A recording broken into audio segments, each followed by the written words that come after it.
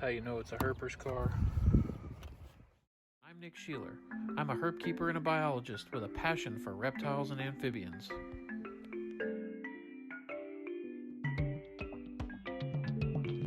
I want to bring you along on my adventures, looking at captive collections and breeding facilities,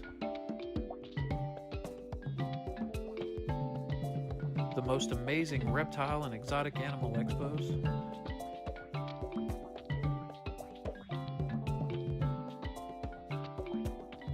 field herping adventures,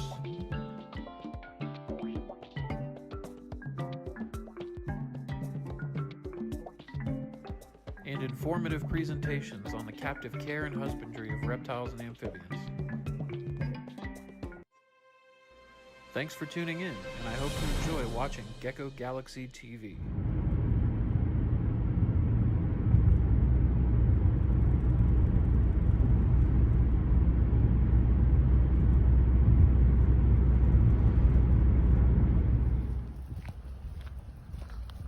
Decided to go with the muck boots today.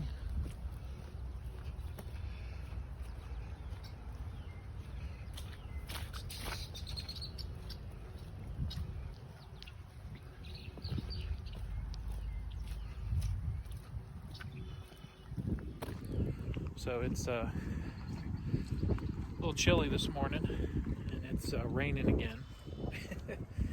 But you know what? I'm out here anyway. I'm pumped. I'm ready to hopefully show you some amphibians today. Back at the wetland, different part of the site, place I wanted to go to last time from the last video, but it was blocked off. Luckily I was able to get in today. You can probably hear the road work going on the road back there. It's on the other side now, so we're good. We made it. So, thanks for tuning in to another video, and we're going to do some more field herping today. So I will see you in just a moment. Alright guys, so welcome back to another video here. I'm back out in the wetlands, and I'm going to be looking for primarily some amphibians today. We're dealing with cooler temperatures, obviously very overcast, cloudy skies, a little bit of drizzling rain. So I'm really excited to hopefully find some cool amphibians for you guys and do a wetland herping part 2. But before I get started, I just want to give a special shout out to some people who obviously really care about me and who I really care about as well. My sister, Emily, my brother-in-law, Santiago, got a hold of my channel, started watching my videos. You know, I'm really humbled. They're incredibly proud that I'm, giving this a try and really giving it a shot.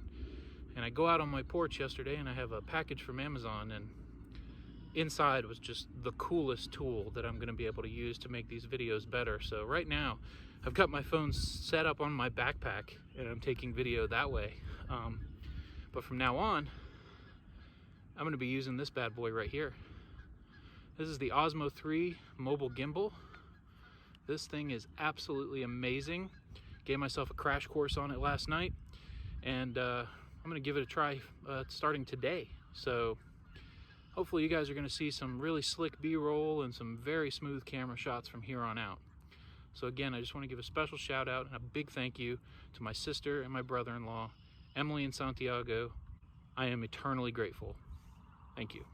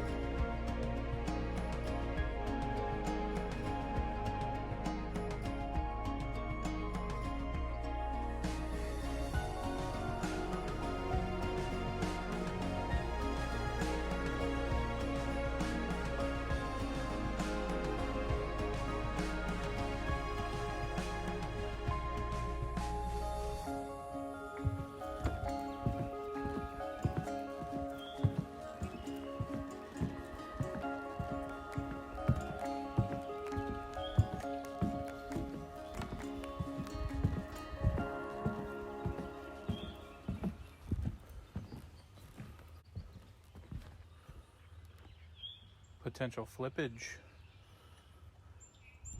So I'm hoping that the microphone is sensitive enough to pick up on this. It's not a herp, but it's a common bird. Let's just listen.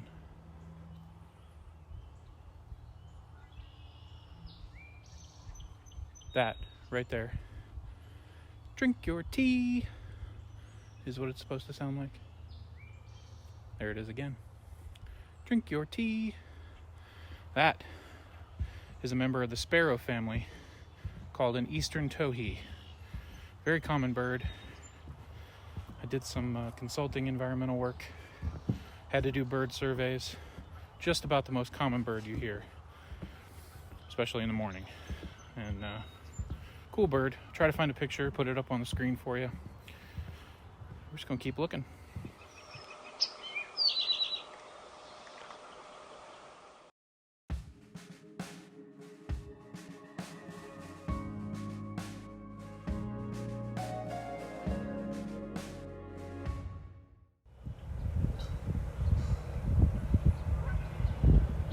So we'll see if we can hear what I just heard a second ago. Iconic frog during this time of year actually starts calling really early in the year when it's still very cold. That's the spring peeper. I did just hear one calling. We'll see if we can wait him out and he'll do it again. Hopefully I can find one of these frogs for you. There he is right there. You hear that peep? That's why they call him a spring peeper.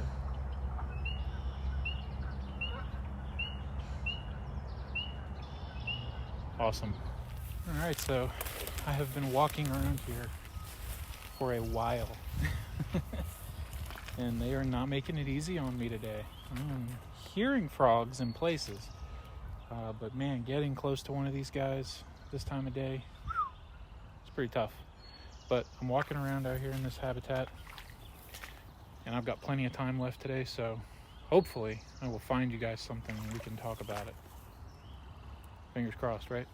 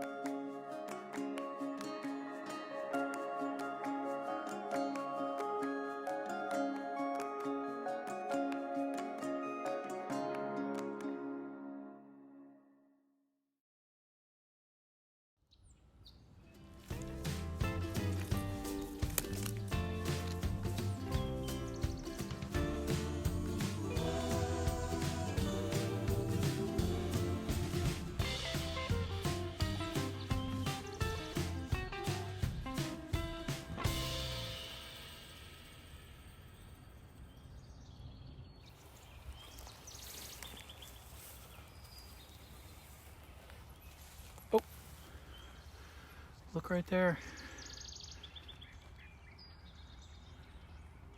You have a little American toad. Just a little guy. Go ahead and grab him here. There he is. Oh, I'm sorry, buddy, you jumped. Understandably, he wants to get away. Have a look at that guy.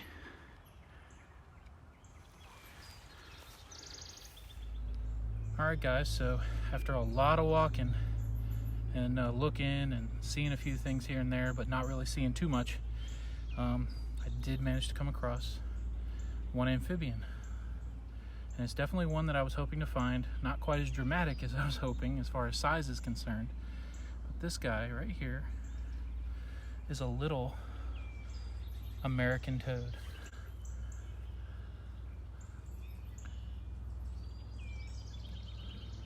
Scientific name is Anaxyrus americanus.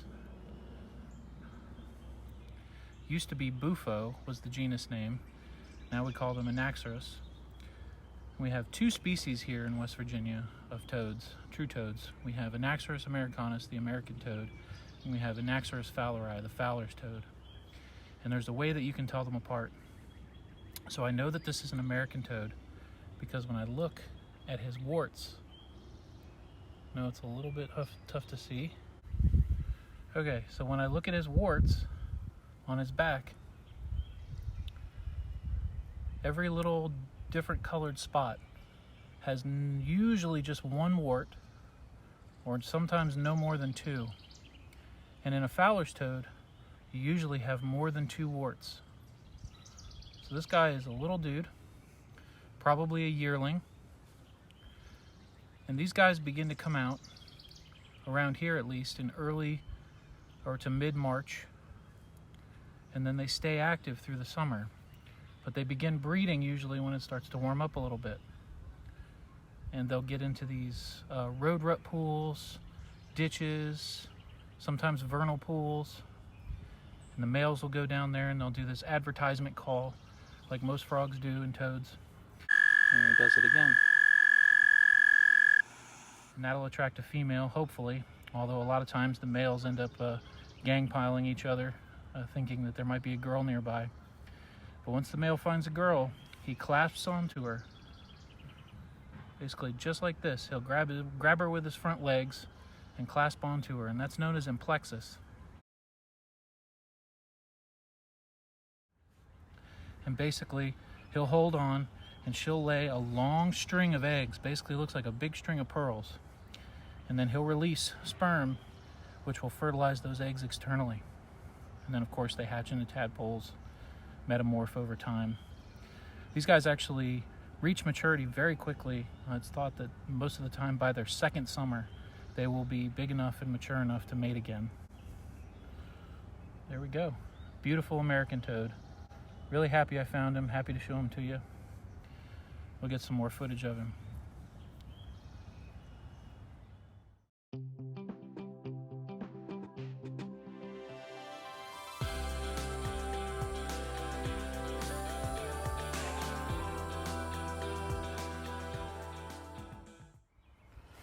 All right, so we're gonna take him right back over here where we found him, right in the same spot, and we'll send him on his way.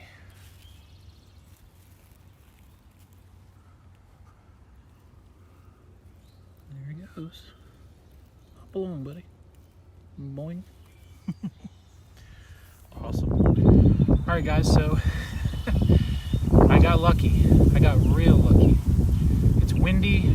There's traffic that's not too far from here, so I apologize for the noise. I'm going to talk as loud as I can. Hopefully you'll be able to hear me. I'm walking on this boardwalk. I got my brand new Osmo gimbal set up, and I'm getting some sweet motion time lapse. So I got both hands free. And guess what? I found two amazing herps to show you right in the same spot, and I was able to grab them both. So we were here today for amphibians, so I'm going to start with this one. This is a little American bullfrog. Just a little guy. Again, probably maybe like a yearling. These guys have interesting life cycles. Their tadpole stage can last a really long time, and they can get really large, big tadpoles, and they can stay that way for years before they transition. So this guy's probably just a yearling. These frogs get huge, absolutely massive. So this guy is very small. I found them out here probably over a pound in size, very big frogs. And they're very similar to another frog species that we have out here called the green frog.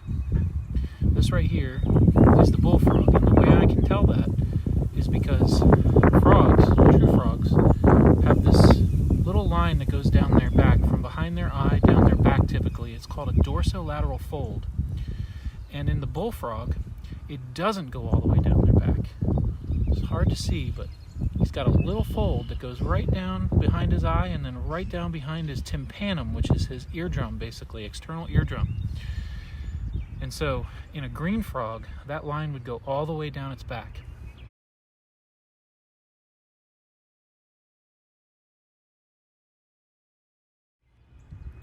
So this little guy is super cool. Again, the American bullfrog, formerly Rana, now Lithobates catesbianus. Beautiful little frog. So happy I found it to show you. Went on ahead and let that little bullfrog go. Right back where I found him. He's just chilling in the water, waiting for a nice meal to come along. Alright, so this next herp is very exciting. I'm extremely happy that I found this guy, and I found him literally about 6 inches apart from each other. And interestingly enough, this next thing that I'm about to show you would definitely make a meal of that frog we just saw. What I have here is a beautiful little serpent, and it is a northern water snake, Nerodia cipodon. Have a look at this guy. And they get much bigger than this. I've seen them up to 3.5 feet in length, but this is a young one here, probably as old as a couple years old. And I'll tell you what, when I first grabbed him, he did the typical water snake thing, just like he's doing there. He's trying to bite. Look at him. He's not happy that he got picked up. Interestingly enough, I'm trying to be careful with him, but you see he's got a bulge here, so he very likely had a meal very recently, and it was probably a frog. These guys are obviously, as their name implies, very heavily aquatic, move about very well on land, but they pretty much always stay near bodies of water. Their primary food source is going to be fish and frogs, but they'll eat whatever they can get their mouth around. Very beautiful snake. Has a really wide range in North America, eastern and northern North America. And unfortunately, throughout a lot of its range, where it overlaps, or even in some cases doesn't overlap, with the venomous cottonmouth, also known as a water moccasin, unfortunately they are mistaken for water moccasins pretty regularly, and unfortunately killed by people who don't know the difference. So it's pretty sad that this happens. The best thing that you can do is, if you are not really familiar with snakes, is enjoy them from a distance. If you see them, don't be scared. They're not going to chase you. And there's no reason for you to do what I'm doing and putting your hands on them, especially if you're not sure what they are. That's the best way to avoid danger. And really the only danger when it comes to these snakes, or venomous snakes too, is the fact that you decide to touch them. Accidental bites do happen, obviously, if you're not looking where you're going and you happen to step on one. It's definitely a possibility. But these animals are not evil, and they're not looking to attack you. They don't chase you, they try to get away. That's the first thing this snake did when I tried to get him. Absolutely beautiful. Whoa! Hey buddy, what are you doing there? Oh, you tried to get me on the nose. He's grumpy, so grumpy. And he didn't really bite me too bad when I first picked him up, but some of these larger ones can really put a little hurting on you with their teeth. They have an anticoagulant in their saliva, so it basically makes you bleed more and more once they get their teeth into you. But they're not dangerous, not venomous. Absolutely very important parts of the ecosystem out here in these wetlands. They also frequent wetlands, ponds, lakes, streams. They can be found anywhere. Just a beautiful little snake. We're gonna go ahead and take him and release him right where we found him, because he's getting super grumpy. Alright, so we're walking down the boardwalk here, and this is the spot right here where I found the little water snake. So we're gonna go ahead and just let him go back on his way. He's gonna sit out here, try to get as much warmth as he can on a cool day like today, and gonna look for some frogs and fish to eat, which he'll have plenty of. And he's actually getting kind of used to me. He's gotten over the fact that he's been touched by a person. Just an absolutely beautiful snake. So stoked I found him. We'll go ahead and just leave him here. All right, guys, so I'm really glad that happened. This trip was 100% worth it now. I mean, it's always nice to be out here in nature. I mean, this is just what gets my juices flowing. You know, I couldn't even hardly sleep last night, and I really think it was just anticipation for the excitement of coming out here, which is funny because it's really not the nicest day, but it's just fantastic to be out here. So stoked. We're up to 3 species. Got an American toad, American bullfrog, and a northern water snake. I'm making my way back the way I started because I got some intel on where we might be able to find some more amphibians. Stay tuned.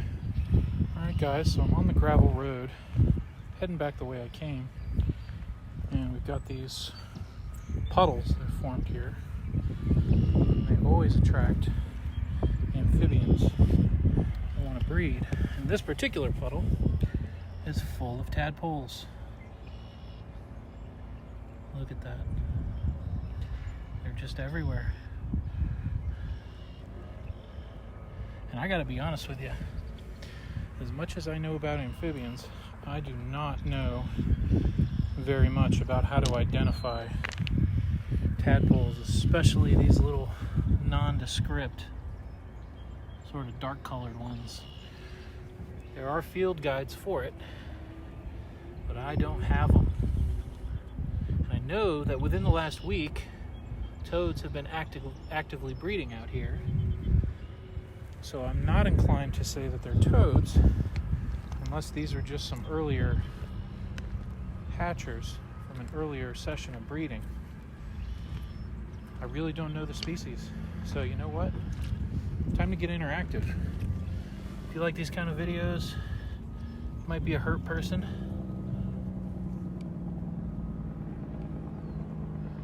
You know what kind of tadpoles those are? Comment down below. And not a second later, have a look at this regal bird. Canada goose. Also known as the cobra chicken.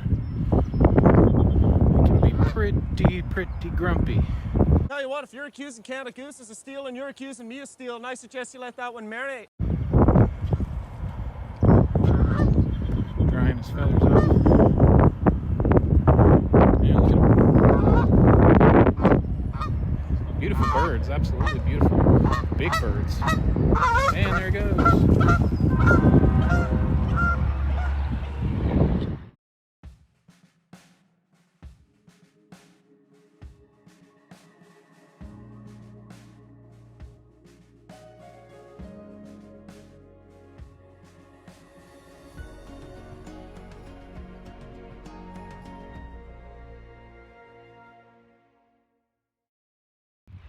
Alright guys, so I am headed back to the car now. We are going to have to come back probably on a little bit warmer day to see some more amphibians. Hopefully reptiles too. Getting close to the road. Hopefully the traffic isn't too loud. Just want to say I really appreciate you tuning in. I really appreciate you watching. I hope you enjoyed the episode. And if you did, please leave a like and subscribe to the channel for more content like this coming your way every week. I will catch you on the flip.